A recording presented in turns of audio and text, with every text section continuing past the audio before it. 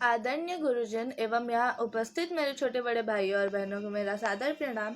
मैं मनीषा डोरका कक्षा 6 की छात्रा हूँ और आज मैं आप सभी के सामने एक कहानी प्रस्तुत करने जा रही हूँ जिसका नाम है ईमानदारी का इनाम। एक गांव में एक बाबूलाल नाम का पेंटर रहा करता था। वह बहुत गरीब था, लेकिन वह अपने छोटे से छोटे कामों को भी ईमानदारी और लगन से करता था। वह दिन भर काम करके भी सिर्फ 2 वक्त की रोटी ही कमा पाता था। एक दिन गांव के जमींदार ने उसे बुलाया और कहा कि तुम्हारे लिए एक काम है। तो बाबूलाल जमींदार जी के पास गया और कहा, बताइए क्या काम है। तो जमींदार जी ने उसे कहा कि हमारी एक नाव पेंट करनी है, बताओ कितने रुपए लोगे।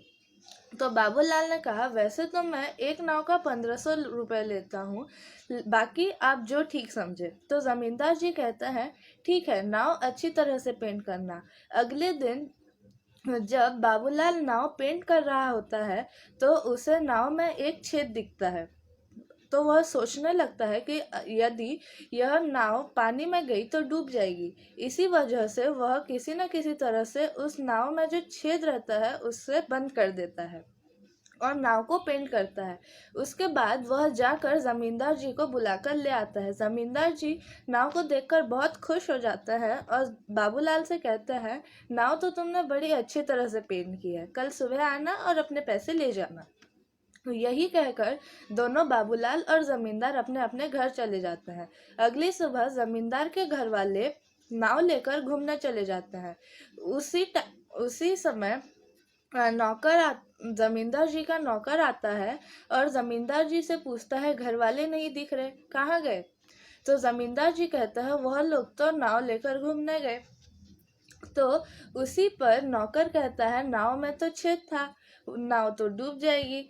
यही सुनकर जमींदार जी बहुत डर जाते हैं और थोड़ी देर बाद जब उनके घर वाले सही सलामत वापस लौट आते हैं तो उन्हें पता लगता है कि जो बाबूलाल था जिसने नाव पेंट की थी, उसी ने उस छेद को किसी तरह से बंद कर दिया है और वह बहुत खुश हो जाते हैं।